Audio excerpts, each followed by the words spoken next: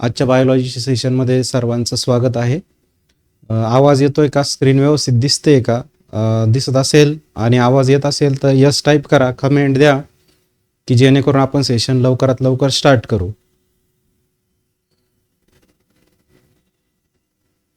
सर्वांनी लवकर जॉईन व्हायचंय. ओके, आवाज येतोय. थँक्यू कोमल. जसं की आपण बघितलं काल आपण चॅप्टर नवीन स्टार्ट केलाय, कंट्रोल आणि कोऑर्डिनेशन. आतापर्यंत आपण बघितलं की नर्वस सिस्टम असते आणि हार्मोनल सिस्टम असते. लोअर ॲनिमल्समध्ये हायड्रा आणि प्लॅनेरियाचं एक्झाम्पल आपण बघितलेलं आहे. आणि त्यानंतर आपण न्यूरोग्लियल सेल्स असतात, त्यानंतर न्यूरॉन्स असतात, नर्व सेल्स, यांचं स्ट्रक्चर बघितलं, न्यूरॉन्सचं स्ट्रक्चर बघितलं. ओके, त्यानंतर आपण त्यांच्यामध्ये सायनॅप्स असतं, काही MCQs पण बघितलेले आहेत. त्यानंतर आज आपण एक नवीन टॉपिक स्टार्ट करू की ज्याला आपण सायनॅप्स असं म्हणतो. सायनॅप्सचे टाईप्स त्या ठिकाणी येतात. त्यापूर्वी आपण प्रॉपर्टीज बघू नर्व फायबर्सच्या. ओके, नर्व फायबरच्या प्रॉपर्टीजमध्ये काही प्रॉपर्टीज आहे, जसं की एक्सायटेबिलिटी आहे, कंडक्टिव्हिटी आहे, स्टिम्युलस आहे, नंतर समेशन इफेक्ट आहे, ऑल ऑर नोन लॉ आहे, सायनॅप्टिक डिले आहे, व्हेलोसिटी आहे, सायनॅप्टिक फॅटिग्यू आहे. या प्रॉपर्टीज आहे. आता वन बाय वन एक एक आपण प्रॉपर्टीज बघू. एक्सायटेबिलिटी म्हणजेच काय, तर त्या ठिकाणी नर्व फायबर जे असतात तर ते स्टिम्युलसला रिस्पॉन्स देतात आणि ते ॲक्टिव्ह स्टेटमध्ये येतात. क्लिअर? मग याला आपण काय म्हणतो? याला आपण एक्सायटेबिलिटी म्हणतो किंवा इरिटेबिलिटी म्हणतो, आहे ना. काय करतात तर ते परसिव्ह करतात स्टिम्युलसला. स्टिम्युलस म्हणजे काय, का जो आपल्याला त्या ठिकाणी कार्य करण्यासाठी तयार करतो, त्याला स्टिम्युलस असं म्हणायचं, है ना. Perceive stimulus and enter into a state of activity. Clear? Excitability म्हणजे काय, नर्व फायबरला स्टिम्युलसला परसिव्ह करण्याची आणि ॲक्टिव्ह करण्याची जी कंडिशन असते, जी प्रॉपर्टी असते, त्याला आपण नर्व फायबरची त्या प्रॉपर्टीला आपण काय म्हणतो, एक्सायटेबिलिटी किंवा इरिटेबिलिटी असं म्हणतो. इरिटेट होणे थोडक्यात, एक्साइट होणे, है ना, ॲक्टिव्ह होणे. क्लिअर झालं? चला, कंडक्टिव्हिटी. कंडक्टिव्हिटी म्हणजे काय, जे नर्व फायबर्स असतात ते एखादं जे ॲक्टिव्हिटी आहे तर ती ॲक्टिव्हिटी एकामधून दुसऱ्याकडे ट्रान्समिट करू शकतात, म्हणजे ते देऊ शकतात. याला आपण काय म्हणतो, कंडक्टिव्हिटी असं म्हणतो. काय त्याला आपण कंडक्टिव्हिटी. पुढं स्टिम्युलस. कोणताही डिटेक्टेबल फिजिकल, केमिकल आणि इलेक्ट्रिकल चेंज असेल एक्सटर्नल एन्व्हायरमेंटमधला, का जो आपल्याला ॲक्टिव्हिटी करण्यासाठी त्या ठिकाणी जबाबदार असतो, है ना. आता थोडक्यात डिटेक्टेबल फिजिकल म्हणा, है ना. फिजिकल म्हणजे काय, जसं की बर्फ आहे, बर्फाला हात लागला की आपण हात लगेच मागे घेतो, है ना. गरम वस्तू गरम वस्तूला हात लागला की आपण लगेच मागे घेतो, है ना. केमिकल बघा, केमिकल आणि इलेक्ट्रिकल चेंजेस. केमिकल चेंजेसमध्ये काय, तर स्मेल आहे. म्हणजे काय होतं, आता समजा जसं की बॅड स्मेल असेल तर आपण लगेच नोज काय करतो, क्लोज करतो, है ना. म्हणजे अशी कोणती वस्तू आहे ना का ती आपल्याला काय करते, ॲक्टिव्हिटी शो करण्यासाठी ती जबाबदार असते, असा बदल घडून आणू शकते, है ना. कोणत्या कशामध्ये, मसलमध्ये, ऑर्गनमध्ये, ऑर्गॅनिझममध्ये. मग त्याला आपण स्टिम्युलस असं म्हणतो, है ना. क्लिअर झालं? डिटेक्टेबल आहे फिजिकल, केमिकल, कोणताही रासायनिक असेल. रासायनिकमध्ये समजा टेस्ट आहे. ओके, समजा जसं की आपण चिंच खातो, आहे ना. चिंच खाल्ल्याच्या नंतर ती एकदम आंबट लागते. का बरं? कारण ती चिंचेमधलं केमिकल असतं. ओके, मग त्यामुळं काय होतं, बदल होतो. आपण लगेच ती चिंच बाहेर टाकून देतो तोंडातून. मग हे काय झाले, ज्यामुळं आपली ॲक्टिव्हिटी होते त्याला आपण काय म्हणतो, स्टिम्युलस असं म्हणतो. ठीक आहे. स्टिम्युलसला परसिव्ह करण्याची आणि ॲक्टिव्हिटी शो करण्याची प्रॉपर्टी म्हणजे एक्सायटेबिलिटी. स्टिम्युलेटला ट्रान्समिट करण्याची प्रॉपर्टी म्हणजे कंडक्टिव्हिटी. कोणताही फिजिकल, केमिकल, इलेक्ट्रिकल चेंजला रिस्पॉन्स देण्याची कॅपॅसिटी म्हणजे स्टिम्युलस होय. ठीक आहे. आता स्टिम्युलस जो मिनिमम क्वांटिटीमध्ये असेल त्याला म्हणायचं थ्रेशोल्ड स्टिम्युलस, है ना. काय म्हणायचं त्याला, मिनिमम क्वांटिटीमध्ये लागतो की ज्यामुळे आपली नर्वस सिस्टम ही स्टिम्युलेट होते, कार्य करू शकते, है ना. Minimum intensity. क्लिअर? स्टिम्युलसची मिनिमम इंटेन्सिटी म्हणजे थ्रेशोल्ड स्टिम्युलस होय. स्टिम्युलस जेव्हा खूप कमी प्रमाणामध्ये असेल त्याला मग काय म्हणायचं, थ्रेशोल्ड स्टिम्युलस असं म्हणायचं. सबलिमिनल स्टिम्युलस, वीक स्टिम्युलस, सुप्रालिमिनल, है ना, की जो कसा असेल, स्ट्रॉंग असेल. क्लिअर? आता सबलिमिनलचं मी तुम्हाला एक उदाहरण देतो. समजा जसं की आपली स्किन आहे, या स्किनवर ते अँड चालते बघा, है ना. ते कसं वीक स्टिम्युलस आहे, तिचं वजन नाही आपल्या शरीरावरती. वजन आहे का? नाही आहे. मग तिचं वजन नाही, ते कसं वीक स्टिम्युलस आहे. कधी कधी आपण जर बघितलं तर आपल्याला ते समजतं. ओके. स्ट्रॉंग स्टिम्युलस, एखादा ॲनिमल आहे, डॉग आहे म्हणा, रोडच्या साईडला तो डिकम्पोज झाला, मग त्याचा स्ट्रॉंग स्टिम्युलस येतो, स्ट्रॉंग केमिकल फ्रॅग्रन्स येतो, आणि तिथं आपण काय करतो? रिस्पॉन्स देतो. क्लिअर झालं? म्हणजे स्टिम्युलसचे एकदम मिनिमम ऑप्टिमम कंडिशनमध्ये असं, मिनिमम इंटेन्सिटीमध्ये असेल तर तो थ्रीशोल्ड, मिनिमम इंटेन्सिटीच्या पण खूप कमी असेल पण त्याचा इफेक्ट होत नसेल, है ना, नो इफेक्ट, तर मग त्याला काय म्हणायचं? सबलिमिनल. ओके. आणि स्ट्रॉंग ज्याचा इफेक्ट होतो तो कसा? तर तो सुप्रालिमिनल. समेशन इफेक्ट आहे बघा. यामध्ये जो सबलिमिनल स्टिम्युलस आहे त्याचा काही इफेक्ट होत नाही, पण असे अनेक जर त्या ठिकाणी आले, ओके, समजा एक अँट बॉडीवरती असली काय नसली काय, ओके, काही इफेक्ट आहे का आपल्या बॉडीवरती? तर नाही, कारण ती सबलिमिनल आहे. पण अशा अनेक अँट आपल्या बॉडीवरती आल्या तर आपल्याला लगेच हालचाल जाणवते.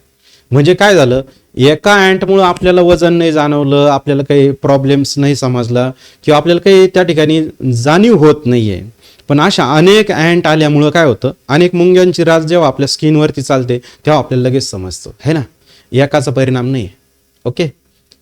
बट मेनी, है ना, मेनी वीक स्टिम्युलसचा परिणाम आहे. कशाचा आहे? मेनी वीक स्टिम्युलसचा परिणाम येतो, है ना. मग त्याला आपण काय म्हणतो? Summation effect. म्हणजे नर्व फायबरमध्ये एका सबलिमिनलचा इफेक्ट होत नाही. सबलिमिनल म्हणजे काय? वीक स्टिम्युलसचा इफेक्ट होत नाही, पण अशा वीकचा जर ग्रुप आला तर तेव्हा लगेच क्विक रिस्पॉन्स होतो. मग याला आपण काय म्हणतो? समेशन. म्हणजे काय करतं? नर्व फायबर सम पण करू शकतो, म्हणजे सगळ्यांची बेरीज करून पण आपल्याला इफेक्ट जाणवू शकतो. All over none law. कधी कधी काय होतं? इम्पल्स हे कंडक्ट केले बी जाऊ शकतात आणि कधी कधी कंडक्ट केले जात पण नाही, है ना. All over none law will either conduct, okay, or will not conduct. Okay, समजतंय? कधी कधी नर्व फायबर कंडक्ट करू पण शकतील, कधी कधी कंडक्ट करू शकणार पण नाही मेसेज. मग त्याला म्हणायचं all over none law. Refractory period बघा, है ना. रिफ्रॅक्टरी पिरियड काय आहे? Interval during which nerve fails to respond second stimulus. Okay. आता काय होतं? रिफ्रॅक्टरी पिरियड, है ना. एक मेसेज बघा, पहिला मेसेज येतोय आपल्याला, ओके, आणि दुसरा मेसेज येतोय, सेकंड मेसेज, सेकंड सेन्सेशन. या ठिकाणी त्या ठिकाणी तो जो ते नर्व फायबर्स आहे ते थोडासा काय करतात त्या ठिकाणी, ते रिस्पॉन्स देऊ शकत नाही, किंवा त्यांना थोडासा टाइम इंटरवल लागतो. Okay. It is the time interval which nerve fails to respond to a second stimulus. Clear झालं? कधी कधी काय होतं? पायामध्ये काटा टोचतो, पहिला स्टिम्युलस काटा टोचणे. दुसरा स्टिम्युलस काय? तेव्हा आपल्या बॉडीवरती काय असतं? तेव्हा आपल्या बॉडीवरती अँट पण असते, है ना. एका हाताला पिन टोचली, एका हातावरती अँट आहे, मुंगी. ओके. पहिल्याचा स्टिम्युलस येतो, पण दुसऱ्याचा स्टिम्युलस येईपर्यंत जो वेळ लागतो त्याला रिफ्रॅक्टरी पिरियड असं म्हणायचं. क्लिअर झालं? It is a time interval. तो थोडासा वेळ असतो की ज्या वेळामध्ये पहिल्याचं स्टिम्युलेशन, पहिला मेसेज झालं पाहिजे पूर्ण देऊन, आणि मग दुसरा मेसेज दिला जाईल किंवा बॉडीमध्ये दुसरं सेन्सेशन तयार होईल. मग जो टाइम इंटरवल लागतो ना, पहिला मेसेज देण्यापर्यंत आणि दुसरा मेसेज देण्यामधला जो टाइम आहे त्याला रिफ्रॅक्टरी पिरियड असं म्हणायचं. ठीक आहे. नंतर सायनॅप्टिक डिले. आता सायनॅप्टिक डिले काय असतो? यामध्ये हे जे आहे synaptic delay, impulse requires about 0.3 to 0. Millisecond to cross a synapse. Synapse कळतं ना तुम्हाला? पहिला न्यूरॉन्स आणि दुसरा न्यूरॉन्स, है ना. हा पहिला न्यूरॉन्स आणि हा दुसरा न्यूरॉन्स. ओके. इथून इथपर्यंत मेसेज, है ना. इम्पल्स जे आहे एका ह्या सायनॅप्स वरून, ओके, इथून दुसऱ्या सायनॅप्स वरती जाण्यासाठी किती वेळ लागतो? 0.3 to 0.5 सेकंद लागतो. ओके. मग त्याला काय म्हणायचं? सायनॅप्टिक डिले म्हणायचं. काय म्हणायचं? सायनॅप्टिक डिले. लगेच आवाज येत नाही, ओके, लगेच मेसेज ट्रान्सफर केला जात नाही, त्याच्यासाठी किती वेळ लागतो? सायनॅप्टिक डिलेला 0.3 to 0.5 मिली सेकंद एवढा वेळ लागतो. सायनॅप्टिक फॅटिग्यू म्हणजे थकवा येणे. ओके, काय असतं? या नर्व सेल्स थोडासा हॉल्ट घेतात. काय करतात? हॉल्ट घेतात. हॉल्ट म्हणजे थोडंसं थांबतात. हॉल्ट म्हणजे काय करतात? थोडंसं थांबतात. एक मेसेज दिल्याच्या नंतर दुसरा मेसेज येईपर्यंत थोडंसं थांबतात. म्हणजे का बरं? कारण त्यांना पहिला मेसेज दिल्याच्या नंतर थोडासा थकवा येतो पहिलं काम केल्याच्या नंतर. मग त्याला आपण काय म्हणतो? सायनॅप्टिक फॅटिग्यू असं म्हणतो. क्लिअर झालं? नंतर आहे व्हेलॉसिटी. नर्व फायबर्सला व्हेलॉसिटी पण असते. इम्पल्स मध्ये जी व्हेलॉसिटी आहे तर ती लॉंग आणि थिक नर्व मध्ये हाय आहे. ओके, काय झालं? व्हेलॉसिटी कोणामध्ये जास्त आहे? इम्पल्स ट्रान्समिट करण्याची व्हेलॉसिटी ही लॉंग आणि थिक नर्व मध्ये जास्त आहे. क्लिअर झालं? जे नर्व जास्त लांब आहेत, जे जास्त जाड आहेत, त्यांच्यामध्ये व्हेलॉसिटी ही जास्त आहे मेसेज ट्रान्समिट करण्याची. समजतंय? क्लिअर? चला नेक्स्ट. हायर होमिओथर्म मध्ये त्या ठिकाणी हायर होमिओथर्म म्हणजे काय? हॉट ब्लडेड ॲनिमल्स जसं की मॅमल्स आहे. Temperature does not varies with environment. ज्यांच्या बॉडीचं टेम्परेचर हे वातावरणानुसार काय होत नाही? व्हॅरी होत नाही, त्यांना आपण हॉट ब्लडेड ॲनिमल्स म्हणतो. पॉयकिलोथर्म्स जे कोल्ड ब्लडेड आहे, ज्यांचं बॉडीचं टेम्परेचर हे बदलत असतं. मग यामध्ये व्हेलॉसिटी जी आहे मेसेज ट्रान्सफर करण्याची तर ती किती आहे? 100 ते 120 मीटर पर सेकंद आहे मॅनमध्ये. Okay, in man. आणि ऑटोनॉमिक इन व्हॉलंटरी नर्व्समध्ये ती किती आहे? 10 ते 20 मीटर पर सेकंद आहे. कंडक्शन जे आहे इम्पल्स तर ते मेड्युलेटेड नर्व्स. मेड्युलेटेड नर्व्स म्हणजे काय? की ज्यांच्यावरती मायलिनचं शीत होतं. मग मेड्युलेटेड नर्वमध्ये ती 50 टाइम्स फास्टर आहे as compare to the non medullated nerves. Non medullated म्हणजे काय? की ज्यांच्यावरती मायलिनचं कवच नाही. काल आपण बघितलं होतं मायलिनचं कवच काय आहे. चला नेक्स्ट. आता इथं एक क्वेश्चन आला बघा. Match the properties of nerve fibres column 1 with their explanation in column 2 है ना. मग त्या ठिकाणी आपल्याला काय बघायचं आहे? कॉलम 1 ची काय? कॉलम 1 ची कॉलम 2 सोबतची त्या ठिकाणी मॅच द पेअर्स करायचे आहे. ठीक आहे. आता या ठिकाणी ऑप्शन पण दिलेले आहेत. ठीक आहे. आता इरिटेबिलिटी आहे. इरिटेबिलिटी म्हणजे काय? मेसेज परसिव्ह करण्याची कॅपॅसिटी है ना. इरिटेबिलिटी म्हणजे काय? तर perceive. Okay, ability to perceive, ability to perceive stimulus. Okay, मग ते तुम्हाला समजतंय. सायनॅप्टिक फॅटिग्यू थोडंसं हॉल्ट घेतं बघा. क्लिअर झालं? काय करतं? हॉल्ट घेतं. आता हॉल्ट शब्द कुठं आहेत? फॅटिग्यू म्हणजे काय? थकवा. थकवा म्हणजे काय? तर ते हॉल्ट घेतं. काय करतं? हॉल्ट घेतं. हॉल्ट समजतंय तुम्हाला? हॉल्ट कुठं आहे? या ठिकाणी. कंडक्टिव्हिटी. कंडक्टिव्हिटी म्हणजे मेसेज ट्रान्समिट करणे. काय करणे? कंडक्टिव्हिटी म्हणजे मेसेज ट्रान्समिट करणे. ओके, मेसेज इथं ट्रान्समिट झाला आहे. समेशन इफेक्ट आहे. समेशन इफेक्टमध्ये सबलिमिनल स्टेटमध्ये जे आहेत तर ते तुम्हाला त्या ठिकाणी समजतंय. ओके, चला आता आपण याचा आन्सर फाइंड आउट करू. ठीक आहे. इरिटेबिलिटी बघा. इरिटेबिलिटीमध्ये काय करणे? Ability to pursue stimulus. समजतंय? Ability to pursue stimulus. ठीक आहे. कंडक्टिव्हिटीमध्ये काय केलं होतं? ट्रान्समिट केलं होतं. काय केलं होतं? कंडक्टिव्हिटीमध्ये ट्रान्समिट. नर्व फायबर्स हे ट्रान्समिट करतात. ठीक आहे.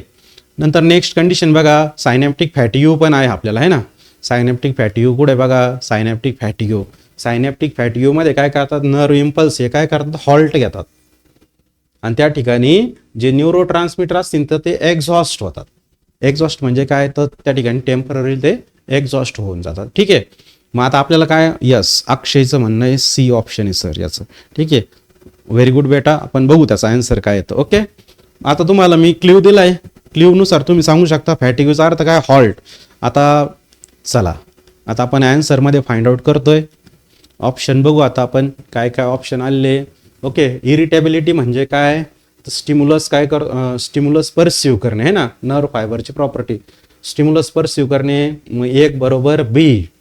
1 बरोबर बी. चला, सायनॅप्टिक फॅटिग्यू हॉल्ट घेणे. ओके, मग 2 बरोबर काय? तर 2 बरोबर आपलं उत्तर आलं ए. चला, कंडक्टिव्हिटी म्हणजे इम्पल्स ट्रान्समिट करणे आहे की नाही, आणि त्याला ॲक्टिव्ह करणे. चला, 3 बरोबर काय? डी. 3 बरोबर डी. ओके, 1 बरोबर बी, 2 बरोबर ए, 3 बरोबर डी. कुठं आलं याचं ऑप्शन? 1 बरोबर बी, 2 बरोबर ए, 3 बरोबर डी. म्हणजे आपलं आन्सर काय यायला पाहिजे, तर आपला आन्सर सी यायला पाहिजे. अक्षयच्या म्हणण्यानुसार अक्षयच्या बाजूने या प्रश्नाचं उत्तर जात आहे. ठीक आहे, यस, अक्षयच्या बाजूने प्रश्नाचं उत्तर गेलंय आणि त्याचं ऑप्शन काय आलंय, ऑप्शन आलंय सी.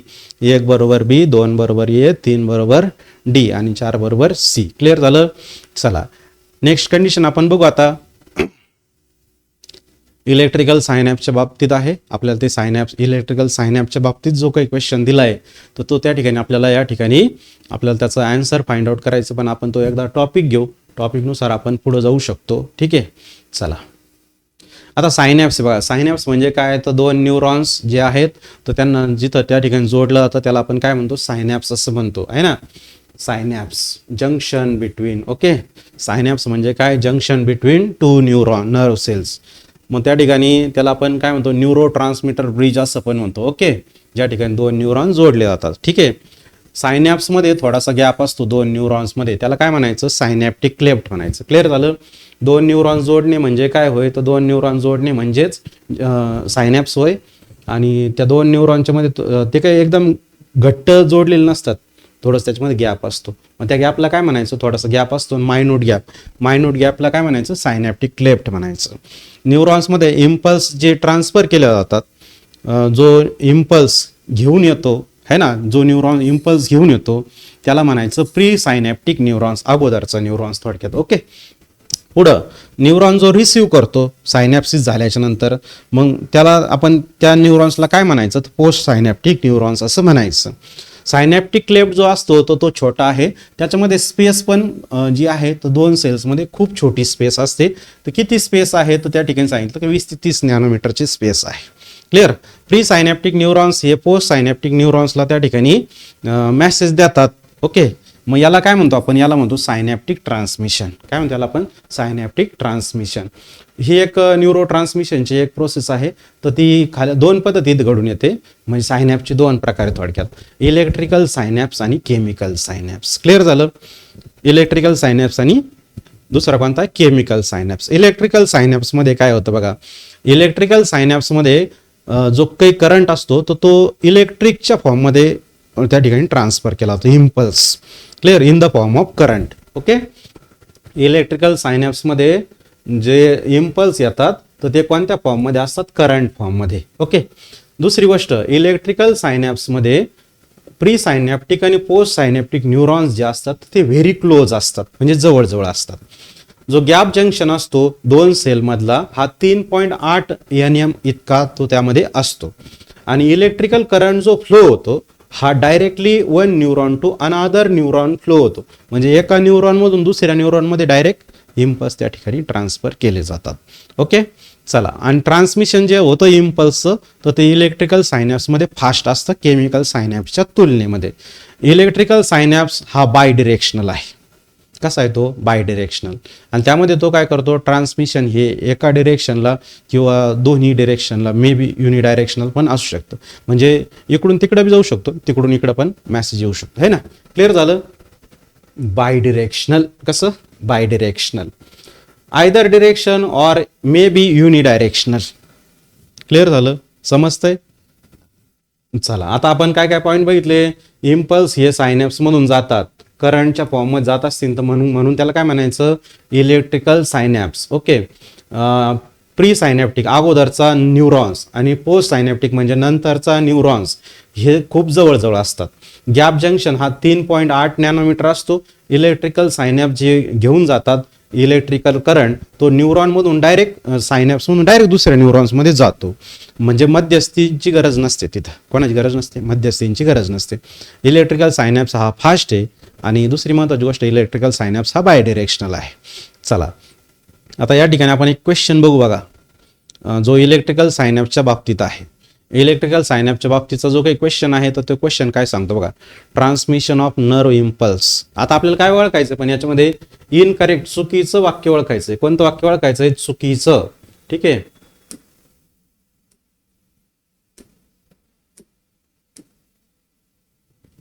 ओके, इनकरेक्ट ओळखायचं आहे ना, इनकरेक्ट ओळखू आपण आता. कशाच्या बाबतीत? इलेक्ट्रिकल सायनॅप्सच्या बाबतीत. ठीक आहे. Transmission of nerve impulse is uni or bi directional शेवटचं स्टेटमेंट होतं आणि ते स्टेटमेंट मे बी तुमच्या मते बरोबर असेल. गॅप जंक्शन हा खूप कमी आहे. बरोबर आहे, कारण पहिला कोणता न्यूरॉन होता? Pre synaptic neurons. ओके. दुसरा कोणता न्यूरॉन आहे? Post synaptic neurons. ओके. दुसरा कोणता आहे? Post synaptic neurons. किती होता? 3.8 नॅनोमीटर होता. बरोबर का? किती? 3.8 नॅनोमीटर. पुढं इम्पल्स, आता याच्यामध्ये जे इम्पल्स ट्रान्समिट होतात तर ते फास्ट असतात, हे पण बरोबर आहे. आणि impulse transmitted to the neurons to non neuronal, हे चुकीचं आहे. हे कसं आहे? चुकीचं आहे. ओके. म्हणजे याचा ऑप्शन कोणतं आहे? अक्षयच्या म्हणण्यानुसार याचा ऑप्शन जे आहे तर ते डी ऑप्शन येत आहे. क्लिअर झालं? चला, म्हणजे कोणतं आपल्याला काय ओळखायला सांगितलं हे इथं बघायचं बरं का. करेक्ट ओळखायला सांगितलं की इनकरेक्ट? आपल्याला इथे इनकरेक्ट स्टेटमेंट ओळखायला सांगितलं. मग इनकरेक्ट स्टेटमेंट हे डी नंबरचं आहे. ओके. म्हणून ऑप्शन कोणतं येतंय? तर डी येतंय. इम्पल्स हे ट्रान्समिट होतात तर न्यूरॉन्समधून नॉन न्यूरॉन्सला, असं नाही न्यूरोग्लियल सेलला नाही जात ते मेसेज. ते कोणाला जातात? न्यूरॉनमधून न्यूरॉनलाच जातील, है ना. म्हणजे सुरुवातीचं कोणतं राहील? वरचा न्यूरॉन कोणता राहील? प्री सायनॅप्टिक. आणि दुसरा न्यूरॉन कोणता राहील? पोस्ट सायनॅप्टिक असेल. कोणता असेल? Post synaptic neurons. आणि हे जे न्यूरॉन्स आहे तर हे दोन्ही पण न्यूरॉनलच आहे. न्यूरॉन्सच आहे. न्यूरॉन्स आणि नॉन न्यूरॉन्स नाही. ओके. चला नेक्स्ट. आता आपण यामध्ये थोडक्यात आपण जसं की केमिकल सायनॅप्स आणि इलेक्ट्रिकल सायनॅप्स होतं. इलेक्ट्रिकल सायनॅप्स आपण या ठिकाणी बघितलं. आता आपण केमिकल सायनॅप्स बघू. केमिकल सायनॅप्समध्ये सायनॅप्टिक गॅप जरा जास्त असतो. ओके. कसा? हा गॅप जरा जास्त आहे. आता जे सायनॅप्स होतो या सायनॅप्समध्ये 3 कॉम्पोनंट येतात. किती कॉम्पोनंट येतात? 3 घटक असतात बरं का. 3 घटकांचा या केमिकल सायनॅप्समध्ये समावेश होतो. कोणकोणते? प्री सायनॅप्टिक टर्मिनल सुरुवातीचा, post synaptic. Okay. सायनॅप्टिक membranes. सायनॅप्टिक membranes आपल्याला या ठिकाणी बघायला मिळत आहे. त्यामध्ये एक तर डेंड्राइट्स असतील किंवा न्यूरॉन्स असतील किंवा ग्लँड सेल्स किंवा मसल सेल्स असतील. आणि last line post synaptic neurons. तीन गोष्टी कळाल्या. 3 गोष्टी कोणकोणत्या? प्री सायनॅप्टिक अगोदरचा न्यूरॉन्स जो मेसेज घेऊन आलाय, तो इम्पल्स घेऊन आलाय. सायनॅप्टिक न्यूरॉन्स आणि last line impulse travels along the axon post synaptic. Okay. आता या ठिकाणी काय होतं? हे इम्पल्स जे आहे तर कॅल्शियम गेटेड आयन चॅनल्स असतात. कोणते चॅनल्स असतात? Calcium plus plus channels. Voltage knob, voltage sensitive. Okay. तुम्हाला विचार जाईल कोणकोणते चॅनल्स असतात? मग calcium sensitive, voltage sensitive calcium channels असतात. एक्स्ट्रा सेल्युलर फ्लुइडमध्ये काय होतं? कॅल्शियमचं कॉन्सन्ट्रेशन वाढतं सायनॅप्टिक नोबमध्ये. कशाच कॉन्सन्ट्रेशन वाढतं? कॅल्शियमचं कॉन्सन्ट्रेशन इन्क्रीज होतं. मग तो कॅल्शियमचं कॉन्सन्ट्रेशन इन्क्रीज झालं की त्या ठिकाणी न्यूरो ट्रान्समीटर त्या सायनॅप्टिक गॅपमध्ये येतात, है ना. या प्रोसेसला आपण काय म्हणतो? एक्झोसायटोसिस असं म्हणतो. काय म्हणतो त्याला आपण? एक्झोसायटोसिस. त्याच्यामध्ये व्हेसिकल्स असतात, है ना. सायनॅप्टिक नॉबमध्ये काय असतं? व्हेसिकल्स असतं. व्हेसिकल्स म्हणजे सर्क्युलर बॉडीज असतात. न्यूरो ट्रान्समीटर जे असतात तर ते बाइंड होतात रिसेप्टरला. मग पोस्ट सायनॅप्टिक सेल आणि त्यामधून ते इम्पल्स काय केलं जातं? ट्रान्समिट केलं जातं, है ना. हे इम्पल्स ट्रान्सफर केले जातात सायनॅप्समधून. त्या ठिकाणी एक एन्झाईम लागतो बघा. त्या एन्झाईमचं नाव दिलंय कोलिनस्टरेज. काय नाव दिलंय? कोलिनस्टरेज. कोलिनस्टरेज काय करतो? न्यूरो ट्रान्समीटरला डिस्ट्रॉय करतो. कोणाला डिस्ट्रॉय करतो? न्यूरो ट्रान्समीटरला डिस्ट्रॉय करतो. पहिला इम्पल्स त्या ठिकाणी थांबून जातो आणि दुसरा इम्पल्स स्टार्ट होतो. क्लिअर? चला आता आपण डायग्रामच्या मदतीने थोडक्यात तुम्हाला सांगतो मी. ओके.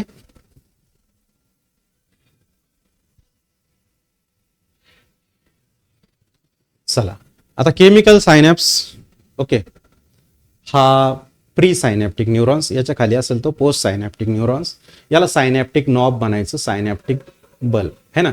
हे कॅल्शियमचे चॅनल्स असतात, असे दरवाजे असतात. त्याच्यामधून कॅल्शियमचं त्या ठिकाणी काय होतं? कॅल्शियम हे एंटर होतात. ठीक आहे. ह्या अशा गोल गोल व्हेसिकल्स असतात बघा. कोण आहे? या व्हेसिकल्स. हे दिसतंय तुम्हाला सर्क्युलर पार्ट, त्याला आपण व्हेसिकल्स म्हणतो. या व्हेसिकल्स काय सिक्रेट करतात? Neuro transmitter. आणि ते न्यूरो ट्रान्समीटर इथून काय होतात? स्प्रेड होतात समोर. क्लिअर? काय होतं? न्यूरो ट्रान्समीटर समोर जातं. न्यूरो ट्रान्समीटरला रिसिव्ह करणारे इकडे रिसेप्टर असतात. न्यूरो ट्रान्समीटर रिसेप्टर असं आपण त्यांना म्हणतो, है ना. 2 न्यूरॉनच्या मध्ये जी गॅप आहे त्या गॅपला काय म्हणायचं? सायनॅप्टिक क्लेफ्ट म्हणायचं. काय म्हणायचं? सायनॅप्टिक क्लेफ्ट असं म्हणायचं. क्लिअर? अशा पद्धती आपण ही डायग्राम या ठिकाणी बघतोय. ओके. चला नेक्स्ट कंडिशन बघा, यामध्ये कोलिन स्टोरेज नावाचं ध्यानात ठेवायचं बरं का. कोलिन स्टोरेज काय आहे? कोलिन स्टोरेज हा काय काम करतो? न्यूरो ट्रान्समीटरला डिस्ट्रॉय करण्याचं काम करतो. ओके, चला आता आपल्याला बघायचं आहे की कंडक्शन नर्व इम्पल्स हे कसे होतात. नर्व इम्पल्स हे एका नर्व सेल्समधून दुसऱ्या नर्व सेल्समध्ये कसे जातात किंवा इम्पल्स हे कसे वाहून नेले जातात हे आपल्याला बघायचं. मग सगळ्यात सुरुवातीला आपण एकदा बघू की न्यूरॉन्स हे जोपर्यंत काही मॅसेज आलेले नाही आहे ना आपल्या बॉडीला, समजा कंडिशन समजून घेऊ आपण की मॉस्किटो अजून चावलेलाच नाही, मग आपली बॉडी रेस्टिंग फेजमध्ये. ओके, मॉस्किटो चावल्याच्या नंतर काय होतं, आपण काय करतो, या हाताने या हाताला मारतो. पण अजून मॉस्किटो चावलाच नाही म्हणजे आपली बॉडी कोणत्या कंडिशनमध्ये? रेस्टिंग फेजमध्ये आहे. रेस्टिंग एक्झॉन्स ते असतात पोलराइज. काय असतात ते? पोलराइज. यामध्ये जे ॲक्झॉनल मेम्ब्रेन असतं, ॲक्झॉनचा मेम्ब्रेन म्हणजे बाहेरचा पडदा, तो पोटॅशियम आयनला आणि Na+ आयनसाठी इनपरमिएबल असतो. इनपरमिएबल म्हणजे तो त्याला त्या ठिकाणी परमिशन देत नाही. कोणासाठी परमिएबल? मग permeable to potassium and impermeable to कोणासाठी? तर सोडियम. मेम्ब्रेन हे इम्परमिएबल असतं अजून कोणासाठी? निगेटिव्हली चार्ज प्रोटीनसाठी. बघा आता, it is impermeable to negatively charged proteins present in the exoplasm. थोडक्यात आपण डायग्राम अशी कन्सिडर करा. बघा, हे ॲक्सॉनचं स्ट्रक्चर आहे, याला आपण मेम्ब्रेन म्हणायचं. काय म्हणायचं? मेम्ब्रेन्स. ओके, बाहेरची बाजू म्हणायचं एक्स्ट्रा सेल्युलर फ्लुइड, आतली बाजू म्हणायचं इंट्रा सेल्युलर फ्लुइड. ओके, आता यामध्ये कोणासाठी परमिएबल आहे? तर K+ साठी. कोणासाठी परमिएबल आहे? K+ साठी. ओके, म्हणजे K+ आतमध्ये येऊ शकतो पण Na+ साठी परमिएबल नाही. कोणासाठी परमिएबल नाही है ना? पोटॅशियमला आतमध्ये. आता हे ॲक्सॉन आहे ना, ॲक्सॉनच्या आतमधल्या लिक्विडला काय म्हणायचं? ॲक्सोप्लाझम म्हणायचं. काय म्हणायचं? ॲक्सोप्लाझम म्हणायचं. ॲक्सोप्लाझमला कोण येऊ शकतं ॲक्सोप्लाझम मध्ये? तर ॲक्सोप्लाझम मध्ये निगेटिव्हली चार्ज प्रोटीनला सुद्धा बाहेर जाण्यासाठी त्या ठिकाणी परमिशन नाही आहे. आउटर सरफेसमध्ये Na+चं प्रमाण जास्त असतं. आउटर सरफेस जो असतो नेहमी हा पॉझिटिव्ह असतो. एक्स्ट्रा सेल्युलर फ्लुइडमध्ये कोण जास्त असतो? सोडियम. कोण जास्त असतो? सोडियम जास्त असतो. आतमध्ये कोण असतो? पोटॅशियम असतो. पोटॅशियम आणि अजून कोण राहतं? निगेटिव्हली चार्ज प्रोटीन्स राहतात. कोण राहतं? निगेटिव्हली चार्ज प्रोटीन्स आहे ना. बाहेरून तर आतमध्ये सोडियम येऊ शकत नाही. आणि दुसरी महत्वाची गोष्ट, पोटॅशियम पण जो आहे आणि पोटॅशियमसाठी परमिएबल आहे, पण हे निगेटिव्हली चार्ज प्रोटीन जे आहे आतमध्ये असलेले तेच त्यांच्यासाठी सुद्धा ते कसं आहे? इम्परमिएबल आहे. मग त्यामुळे आता बघा, आतमध्ये काय आहे? बाहेरच्या सरफेसमध्ये कोणाच प्रमाण जास्त आहे? Na+. आणि इनर सरफेस हा निगेटिव्हली चार्ज आहे, कारण आतमध्ये कोणते प्रोटीन्स प्रेझेंट आहे? तर त्या ठिकाणी निगेटिव्हली चार्ज प्रोटीन्स प्रेझेंट आहे. ओके, मग म्हणून निगेटिव्हली चार्ज प्रोटीन्समुळे काय होतं? आतली बाजू जाते निगेटिव्ह होऊन आणि बाहेरची बाजू कशी होऊन जाते? पॉझिटिव्ह होऊन जाते. मग या प्रोसेसला काय म्हणायचं? पोलरायझेशन म्हणायचं. या प्रोसेसला काय म्हणायचं? पोलरायझेशन. ॲक्सॉन कसा आहे तेव्हा? रिलॅक्स कंडिशनमध्ये. अजून काही मॉस्किटो चावला का? नाही. मॉस्किटो चावला का अजून? नाही. म्हणून ते कोणत्या पोझिशनमध्ये? रेस्टिंग पोझिशनमध्ये. क्लिअर झालं. आता नेक्स्ट कंडिशनमध्ये बघा, आता काय होतं? पोलरायझेशन. आता मात्र काय झालंय? त्या ठिकाणी मॉस्किटो चावलाय. आता त्या ठिकाणी पोलरायझेशन. आता बघा बरं का, बाहेर कोण होता? सोडियम. आतमध्ये कोण होता? पोटॅशियम. बाहेर कोण होता? सोडियम. आतमध्ये कोण होता? पोटॅशियम. म्हणून आपण त्याला काय म्हणायचं? Na+ किंवा K+ पंप असं म्हणायचं. काय म्हणायचं? Na+ किंवा K+ पंप असं म्हणायचं. काय म्हणायचं? Na+ किंवा K+ पंप असं म्हणायचं. आता दुसरी महत्वाची गोष्ट, पोलरायझेशन स्टेटमधून रेस्टिंग मेम्ब्रेन जे आहे हे मेंटेन ठेवायचं असेल तर त्या ठिकाणी काय केलं जातं बघा, sodium potassium pump which transport 3Na+ outward for 2K+ into cell. काय होतं बघा बरं का, हा पॉईंट खूप मेन आहे. याला कोणता पंप म्हणलो आपण? सोडियम पोटॅशियम पंप असं म्हणलो. काय केलं जातं? हा आतल्या बाजूने बघितलं ना तुम्ही, हे आतल्या बाजूने कोण होतं? पोटॅशियम. बाहेरच्या बाजूने कोण आहे? सोडियम आहे ना. काय होतं? ही कंडिशन मेंटेन ठेवण्यासाठी बाहेर किती Na+ पाठवले जातात? 3 Na+. किती K+च्या बदल्यात? तर 2 K+च्या बदल्यात. किती K+च्या बदल्यात? 2 आहे ना. मग आता आपण या ठिकाणी सांगितलं बघा काय होतं, पोलरायझेशन स्टेट मेंटेन ठेवण्यासाठी 3 Na+ हे बाहेर पाठवले जातात फॉर 2K+ इंटू सेल्स. आतमध्ये 2K+ येण्यासाठी 3 Na+ हे बाहेर पाठवले जातात. ठीक आहे, किती Na बदल्यात? 3 Na बदल्यात 2K+. रेस्टिंग आउटर मेम्ब्रेन जे असतं तर ते पॉझिटिव्ह असतं आणि इनर मेम्ब्रेन हे निगेटिव्ह असतं, कारण आतल्या बाजूने निगेटिव्हली चार्ज प्रोटीन्स असतात.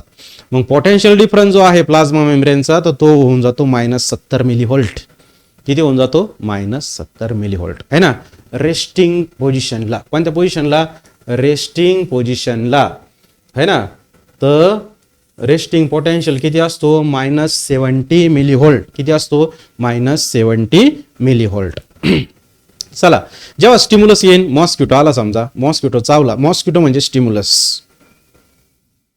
मॉस्किटो म्हणजे काय? स्टिम्युलस. तो चावला समजा, आता त्या ठिकाणी काय होतं बघा, ती जी मेम्ब्रेनची साईट असते ना तर ती परमिएबल होऊन जाते. म्हणजे आता सोडियम आतमध्ये येऊ शकतो. ओके, सोडियम आतमध्ये आला. सोडियम आतमध्ये आल्याच्या नंतर मग बाहेरचं जे काही एन्व्हायरमेंट असेल तर ते निगेटिव्ह चार्ज होऊन जाईल. काय होऊन जाईल? Negatively charge.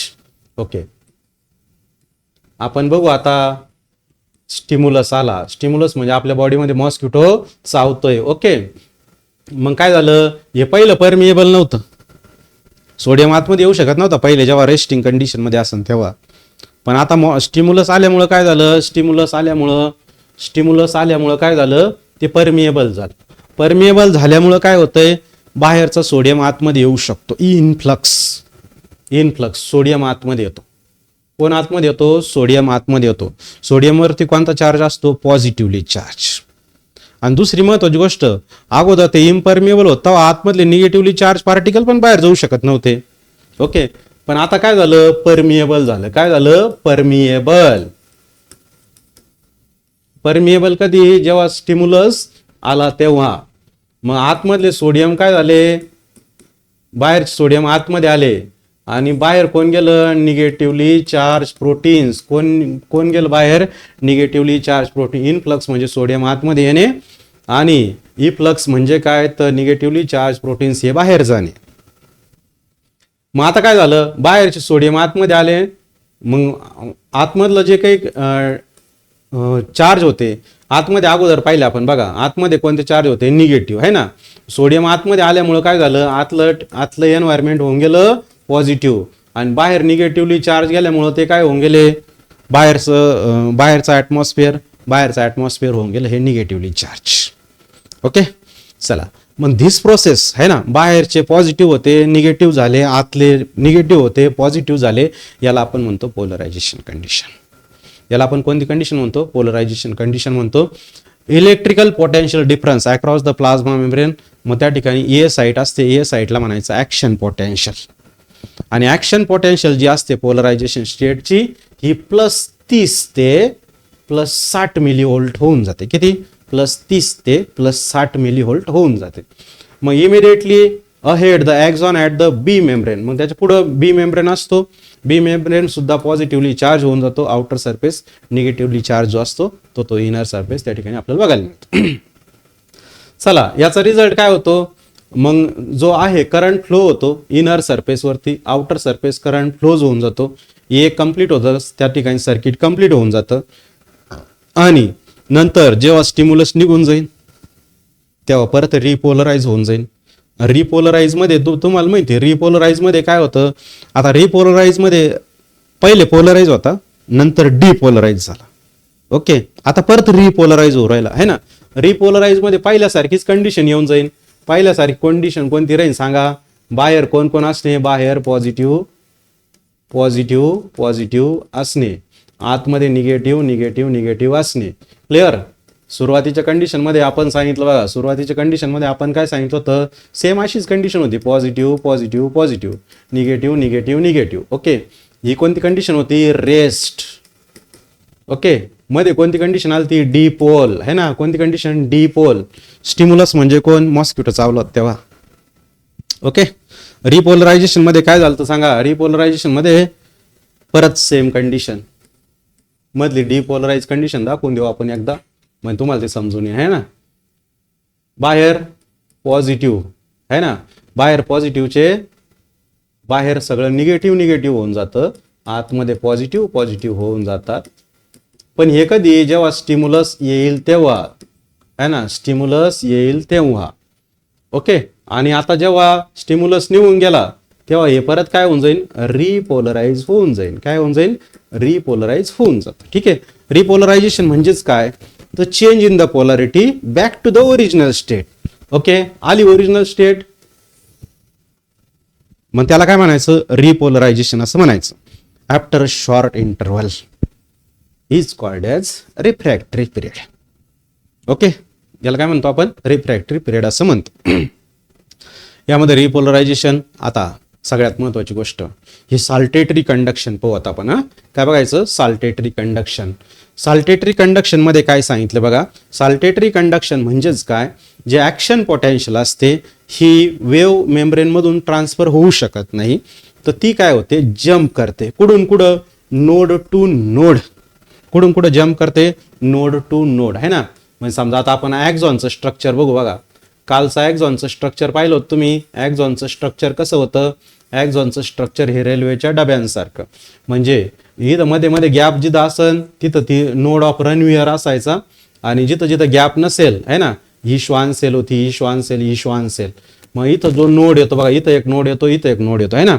हा ऍक्शन पोटेन्शियल जो आहे ना, हा ऍक्शन पोटेन्शियल हा डायरेक्ट इथून इथं जम्प होतो, नोडमधून नोडमध्ये. कुठून कुठं जम्प होतो, नोडमधून नोडमध्ये जम्प होतो, है ना.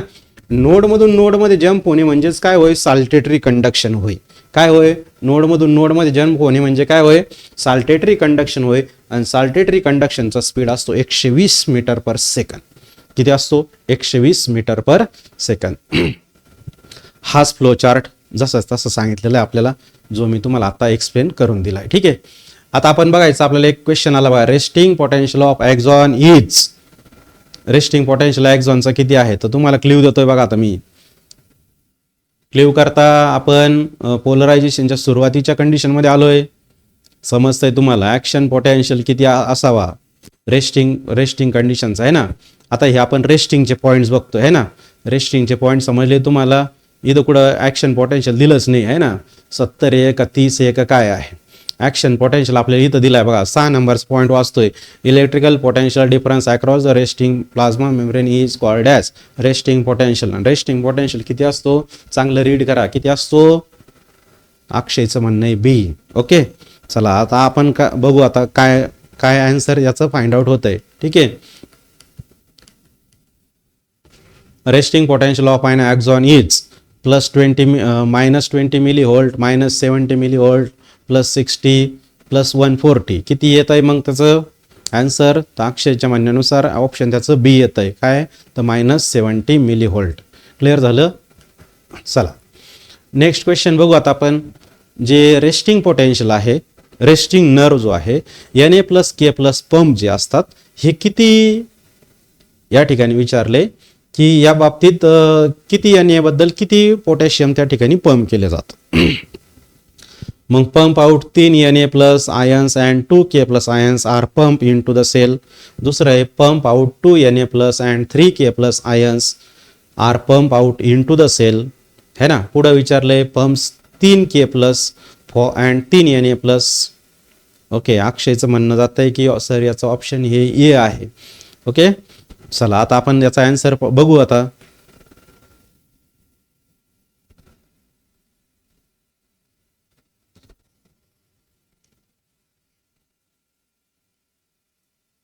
चला 4 नंबरच्या पॉईंटमध्ये सांगतोय आपण की 3 Na+ outwards for 2K+ into the cell. 3 Na+ हे बाहेर जातात म्हणतोय आणि 2K+ हे आतमध्ये येत आहे.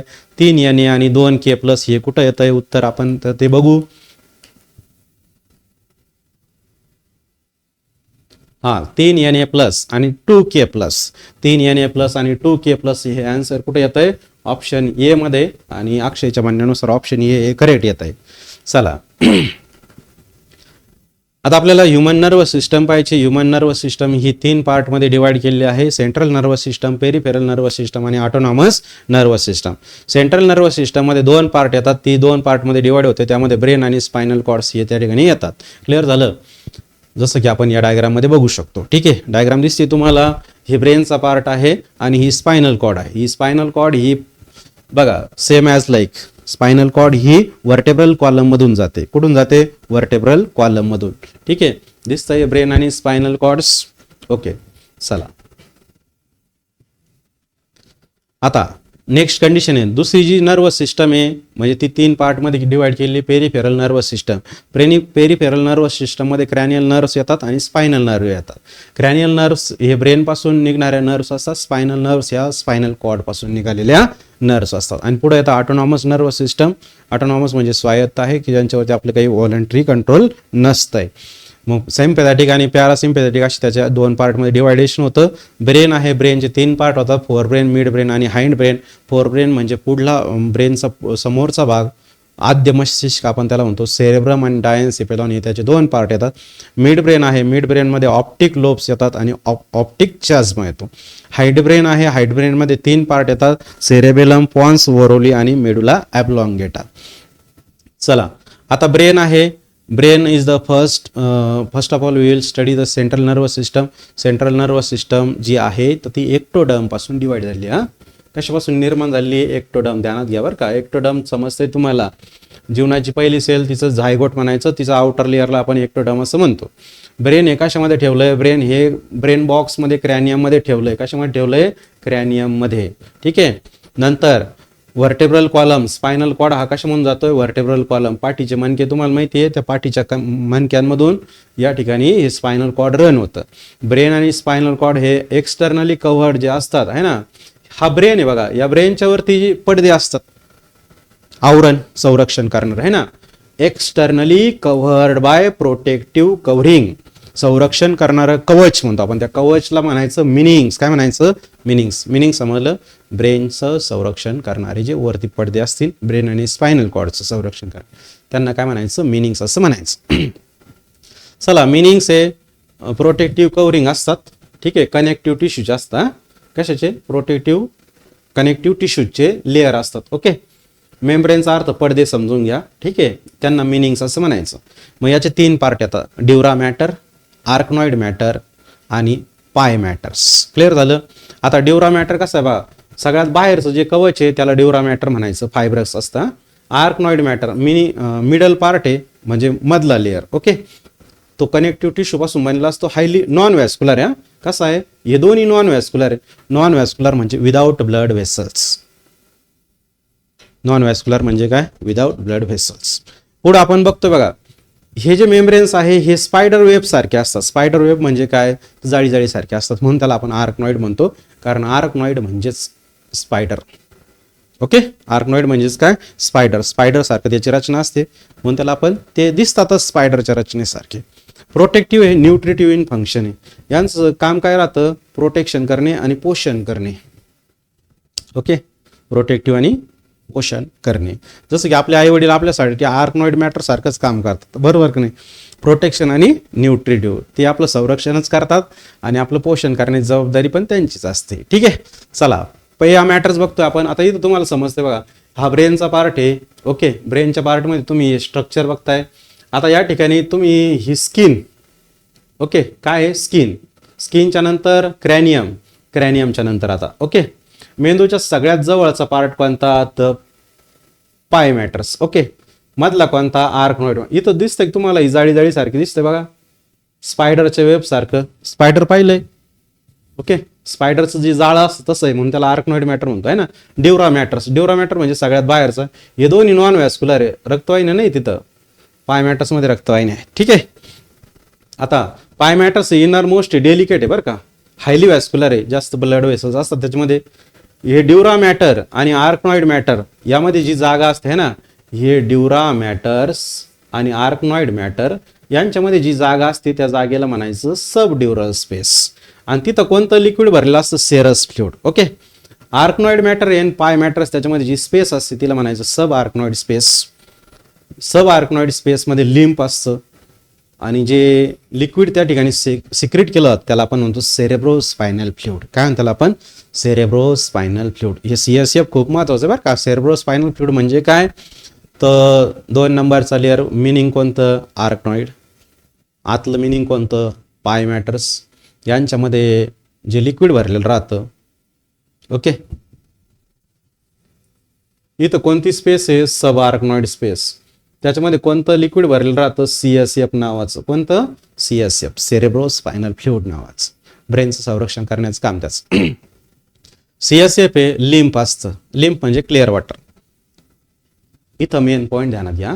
CSF ची निर्मिती कोण करतं? Choroid plexus. आणि कोणत्या सेल? इपेंडायमल सेल्स. न्यूरोग्लियल सेलचा प्रकार पाहिला होता, आठवत आपल्याला? इपेंडायमल सेल्स. CSF हे अल्कलाइन फ्लुइड असतं. 1.005 अशी त्याची ग्रॅव्हिटी असते. 100 ते 120 cc CSF असतं. ओके, त्याचं फंक्शन बघा, प्रोटेक्टिव्ह आहे. कसं आहे? प्रोटेक्टिव्ह, संरक्षण करणे, शॉक ॲब्सॉर्बर करणे, मेंदूचं संरक्षण करणे, स्पायनल कॉर्डचं पण. ठीक आहे, त्याला कोणतीही जखम होऊ देऊ नये, है ना. ब्रेनला आणि स्पायनल कॉर्डला कोणतीही इंजुरी होऊ द्यायची नाही, असं काम कोणाचं आहे? या CSFचं. CSF जे आहे हे क्रॅनियममध्ये प्रेशर मेंटेन करतं. CSF जे आहे ब्लड आणि ब्रेन टिश्यूमध्ये न्यूट्रिएंटचं एक्सचेंज करतं. CSF काय करतं? ऑक्सिजनचा सप्लाय करतं.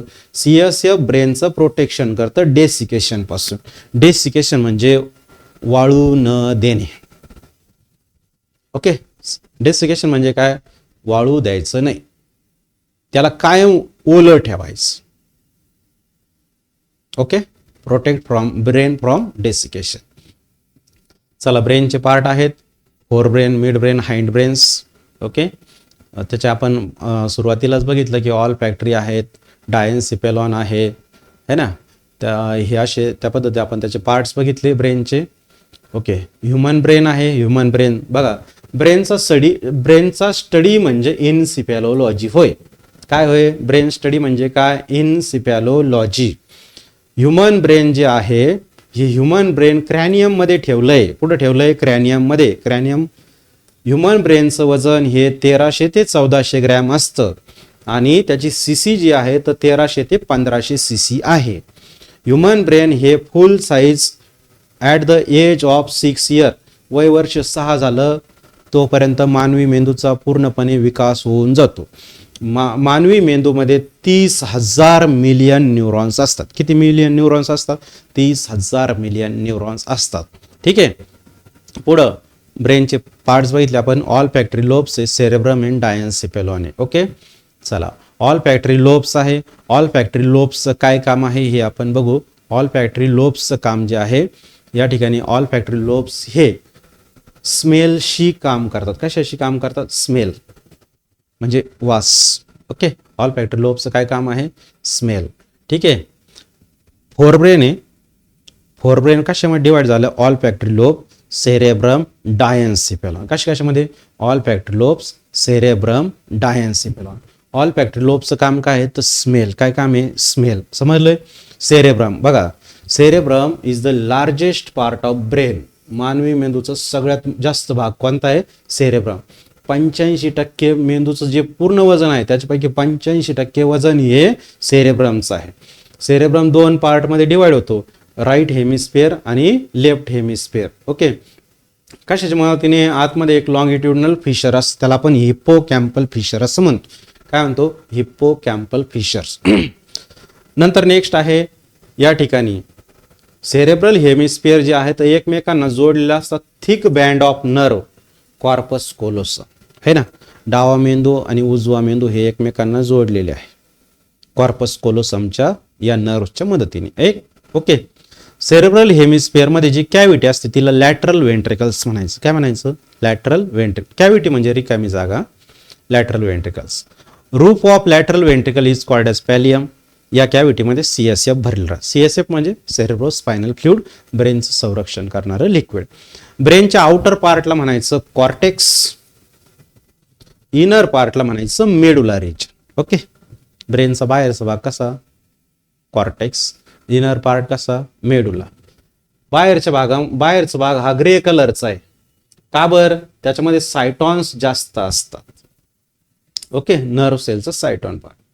कॉर्टेक्स पार्ट हा, ओके, कॉर्टेक्स पार्ट हा ग्रे कलरचा दिसून येतो, है ना, म्हणून त्याला आपण ग्रे मॅटर असं म्हणतो. ठीक आहे, कॉर्टेक्स म्हणजे कोणता part? Outer part of brain. Okay, चला नेक्स्ट कंडिशन, सेरेब्रल कॉर्टेक्स हे हायली फोल्डेड असतं है ना, मग त्याच्यावरती गायरीज, रिजेस आणि डिप्रेशन येतं है ना. रिजेस आता तुम्हाला डायग्राम मध्ये सांगतो मी, रिजेस अँड डिप्रेशन्स. हे वरती वरती आलेले भाग आहे ना त्याला रिजेस म्हणायचं, आणि जे खाली खाली असतात ना ते जे भाग हे खोल खोल त्याला डिप्रेशन्स म्हणायचं आहे ना. हे गायरीज आणि हे सल्साय हे खोलगट भाग, म्हणजे अशा गाड्या पडल्या. ओके, अशा पद्धतीत गाड्या पडतात त्याच्यावरती. ओके, जो भाग वरती जाईल त्याला म्हणायचं रिजेस म्हणजे गायरीज. वरती येणार भागाला काय म्हणायचं गायरीज, खाली जाणार भागाला काय म्हणायचं सल्साय. ओके, जेवढ्या फोल्डिंग इन्क्रीज होत जातील त्या इंटेलिजन्सशी रिलेटेड असतील. म्हणजे एखाद्या व्यक्तीच्या ब्रेनमध्ये जेवढ्या गाड्या पडलेल्या असतील जास्त, तेवढी ती व्यक्ती इंटेलिजन्स असू शकते. मेडुला आहे बघा, मेडुला आहे, मेडुला रिजन्स हा व्हाईट दिसतो कारण त्याच्यामध्ये ॲक्सॉन नावाचा पार्ट असतो. ओके, ॲक्सॉन कोणाचा, नर्व सेल. आठवतं तुम्हाला ॲक्सॉन रेल्वेच्या डब्यांसारखे, सायटॉन कसं सेल सारखं. ओके, मेडुला रिजनमध्ये कोण होतं, कोण आहे, ॲक्सॉन आहे. मग म्हणून त्याला आपण व्हाईट मॅटर असं म्हणतो. काय त्याला आपण व्हाईट मॅटर असं म्हणतो. ठीक आहे, मेडुला रिजनला काय म्हणायचं, तो पांढऱ्या रंगाचा दिसतो का बर, ॲक्सॉनचा नर्व सेलचा ॲक्सॉन नावाचा पार्ट त्याच्यामध्ये आहे म्हणून. ओके, पुढं सेरेब्रल हेमिस्फिअर जे आहेत त्याच्यामध्ये डीप आणि वाईड सल्साय असतात. कशा, डीप आणि वाईड सल्साय. ठीक आहे, सेंट्रल सल्कस आहे. आता पराइटो ऑक्सिपिटल सल्कस त्यामध्ये येतं. आता हे जे हेमिस्फिअर आहे तर हे त्या ठिकाणी आपण डिवाइड करतो. आता सगळ्यात सुरुवातीस कोणतं आहे, सेंट्रल सल्कस. फ्रंटल लोब आणि परायटल लोब्स यांना सेपरेट करणारा जो आहे त्याला म्हणायचं सेंट्रल सल्कस. काय म्हणायचं, सेंट्रल सल्कस. कोणाकोणाला सांगा आता, सेंट्रल सल्कस कोणाकोणामध्ये आहे तर आपण सांगतो फ्रंटल आणि परायटल लोब्स. हे लोब्स काय आहेत आता हे आपण आता पुढे बघणारच आहे ना. परायटो ऑक्सिपिटल सल्कस परायटल आणि ऑक्सिपिटल मध्ये आहे. ओके, नंतर नेक्स्ट कंडिशन आहे सॅल्व्हियन सल्कस. सॅल्व्हियन सल्कस हे टेम्पोरल लोब्स, फ्रंटल आणि परायटल लोब्स यांना सेपरेट करतं. दीज 3 सल्साय लोब्स आणि 5th मीडियन जे लोब येतं त्याला आपण इन्सुला रिजन म्हणतो. काय म्हणतो, इन्सुला कॉर्टेक्स. फोल्डेड डीप असतं, lateral with in the central sulcus. Okay, आता हे ब्रेनचे पार्ट आहेत लोब्स. ब्रेनला आपण कप्प्यांमध्ये डिवाइड केलं. कशामध्ये डिवाइड केलं, कप्प्यांमध्ये आहे ना. फ्रंटल लोब्स पुढोसा कप्पा, परायटल लोब्स. ओके, नंतर ऑक्सिपिटल लोब्स, नंतर टेम्पोरल लोब्स. ओके, अशा पद्धतीत हे त्याचे 4 लोब्स आले. ओके, किती लोब्स आले, फ्रंटल लोब, परायटल लोब्स. आता सेंट्रल सल्कस हे पहा, सल्कस म्हणजे बॉर्डर. सल्कस म्हणजे काय, बॉर्डर आहे ना. फ्रंटल आणि परायटल मध्ये जी बॉर्डर आहे तिला काय म्हणायचं, सेंट्रल सल्कस म्हणायचं. काय म्हणायचं, ह्यो फ्रंटल आणि हा कोणता आहे, परायटल. यांच्यामध्ये कोणता सल्कस येईल, सेंट्रल सल्कस. कोणता सल्कस येईल, सेंट्रल सल्कस. ध्यानात घ्या बरं का, कोणता सल्कस, सेंट्रल सल्कस. सेंट्रल सल्कसचा अर्थ काय, का जो 2 पार्टला सेपरेट करतो. परायटल लोब आहे. ओके, फ्रंटल आणि परायटलला सेपरेट करणार कोणता आहे, त्या ठिकाणी आपण त्याला म्हणतो सेंट्रल सल्कस. पुढं परायटो ऑक्सिपिटल आहे ना. आता इथं तुम्हाला कळतंय हा परायटल आहे आणि हा ऑक्सिपिटल आहे, मग याला आपण काय म्हणतो, परायटो ऑक्सिपिटल सल्कस. कोणता सल्कस म्हणतो, परायटो ऑक्सिपिटल सल्कस. पुढं साल्व्हियन सल्कस आहे. साल्व्हियन सल्कस कशाला सेपरेट करतो, टेम्पोरल लोबला फ्रंटल आणि परायटल मधून आहे ना. आता हा टेम्पोरल आहे ना. टेम्पोरलला कोण जोडलंय, पुढं फ्रंटल. इथं कोण जोडलंय, परायटल. इथं कोण जोडलंय, ऑक्सिपिटल आहे ना. मग जी बॉर्डर या टेम्पोरलला फ्रंटल, परायटल आणि ऑक्सिपिटल पासून सेपरेट करते त्याला आपण काय म्हणतो, तर त्याला आपण साल्व्हियन सल्कस असं म्हणतो. ठीक आहे, चला नेक्स्ट कंडिशन. आता आपण बघतो, तुम्हाला लोब समजवा. सेरेब्रम आहे ब्रेनचा सगळ्यात मोठा पार्ट, त्याला म्हणायचं सेरेब्रम. सेरेब्रम मध्ये काय काय येतं, तर व्हॉलंटरी ऍक्टिव्हिटीज म्हणजे इच्छेवरती असणाऱ्या activities. Memory, will power, intelligence, reasoning, learning. Okay, ह्या गोष्टी म्हणजे समजा एखाद्या व्यक्तीलाच आठवतं बघा चांगलं. ओके, सेरेब्रम हे सगळे पार्ट सेरेब्रमचे बरं का, हे सगळे पार्ट कोणाचे? सेरेब्रमचे, इकडून आणि तिकडून, फ्रंटल लोब. ओके, चला. फ्रंटल लोब मध्ये ती व्यक्ती विचार करू शकते, चांगलं बोलू शकते, चांगलं आठवू शकते, मुवमेंट करू शकते. परायटल लोब मध्ये लँग्वेज टच, एखादी व्यक्ती चांगलं बोलू शकते. परायटल लोब मुळे ती चांगलं बोलू शकते. पुढे occipital lobe, vision, colour perception, दिसणे. ऑक्सिपिटल हे दिसण्याशी रिलेटेड आहे. चला, क्लिअर झालं. फंक्शन्स ऑफ सेरेब्रम आहे, सेन्सरी स्टिम्युलस आहे, vision, taste, smell, sound, touch, speech, या सगळ्या गोष्टी सेरेब्रम मेंटेन करतं. इमोशन्स असतात, थॉट्स आहे, फिलिंग्स आहे, pain, pressure, fear, fatigue, pressure, temperature, या गोष्टी त्या ठिकाणी मेंटेन केल्या जातात. डायन्सिफेलॉन आहे ना, ओके, कोणता आहे? डायन्सिफेलॉन. कॉर्पस कोलोसम आहे, सेरेब्रल हेमिस्फिअर्स त्यामध्ये येतात. आता जी कॅव्हिटी कॉर्पस सेरेब्रल हेमिस्फिअरमध्ये असते तिला थर्ड वेंट्रिकल म्हणायचं. काय म्हणायचं? Third ventricle. थर्ड वेंट्रिकल जी आहे तर तिची जी एक छोटीशी ओपनिंग येते तिला म्हणायचं foramen of Monro. Okay, diencephalon divide होतं किती पार्टमध्ये? 3 पार्टमध्ये, इपिथॅलमस, थॅलमस आणि हायपोथॅलमस. इपिथॅलमस आहे, ओके. इपिथॅलमस जे आहे तर डायन्सेफेलॉनचं जे रूप असन, ओके, रूप म्हणजे जे छत असन त्याला म्हणायचं इपिथॅलमस. ओके, तिथं पिनियल ग्लँड्स असते बरं का. कोणती ग्लँड्स असते? Pineal glands. पिनियल ग्लँड्सचं काम ध्यानात घ्या बरं का. कोणती ग्लँड्स आहे? Pineal glands. पिनियल ग्लँड्समुळं आपल्याला स्लीपिंग इंड्यूस होते. काय इंड्यूस होते? स्लीपिंग. झोप आणणारी ग्लँड्स कोणती? झोप आणणारा हार्मोन कोणतं? मेलॅटोनिन. कोण सिक्रेट करतं? Pineal glands. कोण सिक्रेट करतं? Pineal glands. क्लिअर झालं. नेक्स्ट कंडिशन आहे. आता या ठिकाणी आपण सांगतो बघा, थॅलमस आहे, लॅटरल वॉल्स, डायन्सिफेलॉन. बघा थोडक्यात इथं आज कन्सिडर करून घ्या, डायन्सिफेलॉनची जे रूप असेल, रूप म्हणजे छत, त्याला म्हणायचं इपिथॅलमस. काय म्हणायचं? इपिथॅलमस. काय म्हणायचं? इपिथॅलमस. आणि ज्या वॉल असतील त्याला म्हणायचं थॅलामस. काय म्हणायचं? थॅलामस. आणि जे फ्लोअर असेल ना, जो तळभाग, त्या तळभागाला म्हणायचं हायपोथॅलामस. काय म्हणायचं? हायपोथॅलामस. क्लिअर झालं. आता हायपोथॅलामस मध्ये त्या ठिकाणी कमिशर येतं आणि हे जे थॅलमस आहे, हे थॅलमस हे गेट कीपर म्हणून काम करतं. थॅलमस काय म्हणून काम करतं? गेट कीपर म्हणून काम करतं. हायपोथॅलमस आहे, जे तळभाग असन, फ्लोअर, डायन्सिफेलॉनचा जो तळभाग असन त्याला म्हणायचं हायपोथॅलमस. क्लिअर. आता हायपोथॅलमस जे आहे, हायपोथॅलमस मध्ये 2 ऑप्टिक नर्व येतात, त्याला आपण ऑप्टिक चाइज्मा असं म्हणतो. काय त्याला आपण ऑप्टिक चाइज्मा असं म्हणतो. डायन्सिफेलॉन जे आहे, डायन्सिफेलॉन जे आहे तर ते कोरॉइड प्लेक्सस त्यामध्ये असतो. तो कोरॉइड प्लेक्सस हा सेंट्रल सेरेब्रोस्पायनल फ्लुइड सिक्रेट करतो.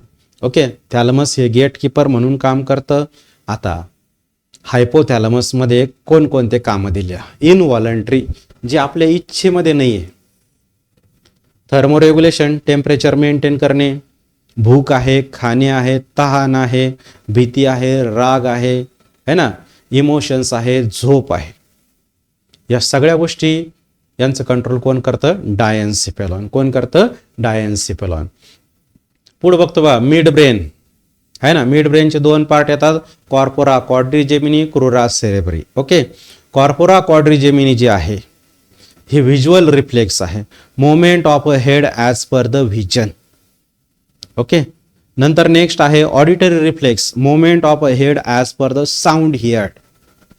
ओके, आवाजाकडे लक्ष देणे आणि जे दिसतंय तिकडं बघणे, म्हणजे व्हिज्युअल रिफ्लेक्स आणि ऑडिटरी रिफ्लेक्स हे मिड ब्रेनचे काम आहेत. क्लिअर. क्रुरा सेरेब्री आपल्याला या ठिकाणी दाखवलंय. क्रुरा सेरेब्रीमध्ये रेड न्यूक्लियस नावाचा पार्ट दाखवला. कोणता पार्ट दाखवलाय? Red nucleus. एखाद्या व्यक्तीची पर्सनॅलिटी कशी आहे, controlling posture and muscle tone, हे क्रुरा सेरेब्री डिपेंड कर. क्रुरा सेरेब्री याचं काम ते असतं. ठीक आहे. पुढं hind brain, cerebellum, pons varolii, medulla oblongata. Posterior region मध्ये असणारा पार्ट आहे सेरेबेलम. ओके, सेरेबेलम याला आपण लिटल ब्रेन असं पण म्हणतो. काय म्हणतो? सेरेबेलमला लिटल ब्रेन म्हणतो. आणि हा पॉईंट मेन ध्यानात ठेवा, it is the second largest part of the brain. कोणता पार्ट आहे? Second largest part of the brain. Clear झालं? आता सेरेबेलमचे काय काय फंक्शन्स आपण बघू. Balance of body, body posture, neuromuscular activities, जसं की काय काय walking, running, working, speaking, swimming, dancing, हे कामं कोणाचे? तर सेरेबेलमचे. आता आपण बघतोय पॉन्स वेरोली. पॉन्स वेरोली जो आहे सेरेब्रमच्या थोडासा इन फ्रंटमध्ये, सेरेबेलमच्या फ्रंटमध्ये आपल्याला तो बघायला मिळतो.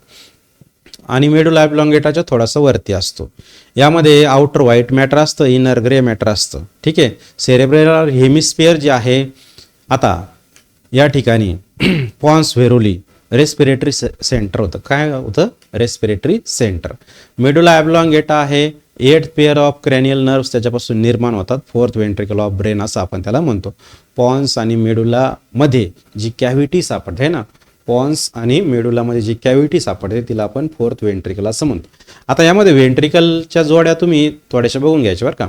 वेंट्रिकलच्या नोट्समधून वेंट्रिकलच्या ज्या काही मॅच द पेअर्स आहेत त्या काढून घ्यायच्या का कोणत्या पार्टला कोणती वेंट्रिकल्स असं आपण म्हणतो. ठीक आहे. फंक्शन्स आहे बघा, या ठिकाणी फंक्शन सांगितले. इनव्हॉलंटरी फंक्शन्स आहे, जसं की बीट्स आहे, रेस्पिरेशन आहे ना, हे कामं त्याचे. स्नीजिंग आहे, स्वॅलोईंग आहे, ओमिटिंग आहे, रिफ्लेक्स ॲक्शनवरती कंट्रोल ठेवणं हे त्याचं काम आहे. हिकअप्स. आता फ्रंटल लोब्स आहे. फ्रंटल लोब्समध्ये आता हे आपण फंक्शनल एरिया बघू सेरेब्रल कॉर्टेक्सचे. ओके. सेरेब्रल कॉर्टेक्समध्ये फ्रंटल लोबमध्ये काही एरिया आहे, असोसिएशन एरिया. ओके. असोसिएशन एरियामध्ये काय आहे? कोऑर्डिनेशन करतं सेन्सेशन आणि मुवमेंटमध्ये. सेन्सेशन आणि मुवमेंट. ओके. जसं की कुठून तरी अचानक आवाज आला बघा, मग आवाज आल्याच्यानंतर आपली हालचाल बदलते. मग असोसिएशन एरिया काय आहे? तो सेरेब्रल कॉर्टेक्स, फ्रंटल लोब. आवाजाच्या दिशेने आपण लगेच त्या ठिकाणी काय होतो? तडक आपली हालचाल चालू होते. म्हणजे सेन्सेशन आणि मुवमेंट. असोसिएशन एरियाज काय काय? मग सेन्सेशन आणि मुवमेंट. ब्रोकास एरिया आहे बघा.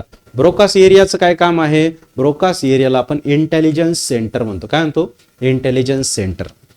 ब्रोकास एरियामध्ये त्या व्यक्ती जी आहे विचारांचं कन्व्हर्जन हे स्पीचमध्ये करते. Translates thought into speech. एखादी व्यक्ती खूप छान बोलू शकते कारण त्या व्यक्तीचा ब्रोकास एरिया हा डेव्हलप असतो. पॉवर, मेमरी, पर्सनॅलिटी एरिया आहे फ्रंटल लोबमध्ये ते सापडतात. क्लिअर झालं? परायटल लोब्स आहे. पेन, प्रेशर, टेम्परेचर हे त्या ठिकाणी समजतं. काय काय समजतं? Pain, pressure, temperature. पीपीटी थोडक्यात काय ध्यानात ठेवायचं? PPT, pain, pressure, temperature. Somaesthetic sensation काय आहे? सोमास्थेटिक. सोमास्थेटिक म्हणजे काय? जसं की आपल्या बॉडीमध्ये ज्या वेदना होतात, प्रेशर आहे, स्किनशी रिलेटेड सगळं हे कोणाला समजतं? परायटल लोबला. कोणाला समजतं? परायटल लोबला. परायटल लोब आपण त्या ठिकाणी ब्ल्यू कलरने दाखवला होता डायग्राममध्ये. त्याला काय समजतं? Pain, pressure, temperature. Temporal lobe बघा. टेम्पो म्हणजे आवाज, स्मेल, आवाज आणि भाषण, हे टेम्पोरल लोबचं काम. काय काय? स्मेल, ऐकू येणे, हिअरिंग आणि स्पीच. ऑक्सिपिटल व्हिजनशी रिलेटेड. काय? ऑक्सिजन म्हणजे ऑक्सिपिटल काय? व्हिजनशी रिलेटेड. Temporal, parietal, occipital. कोण कोण? Temporal, parietal, occipital. ह्याला आपण म्हणतो वर्निक्स एरिया. कोणता एरिया? Wernicke's area. आणि वर्निक्स एरिया हा काय आहे?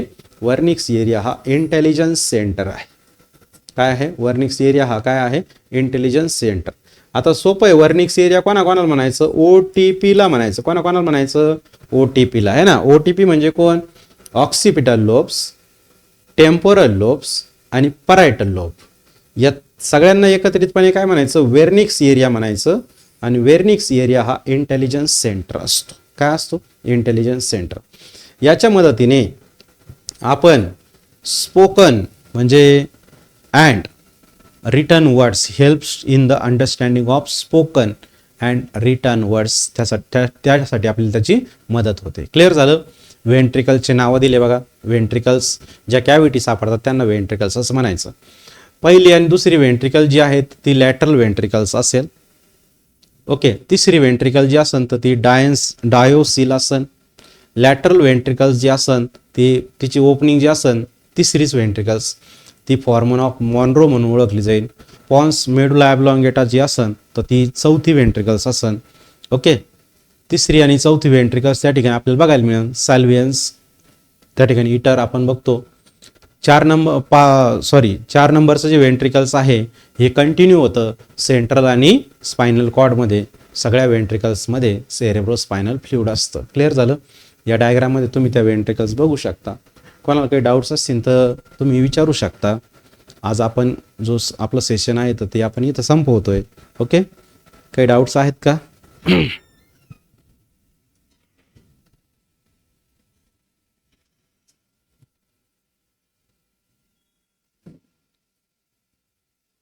Okay, no doubts. Thank you so much.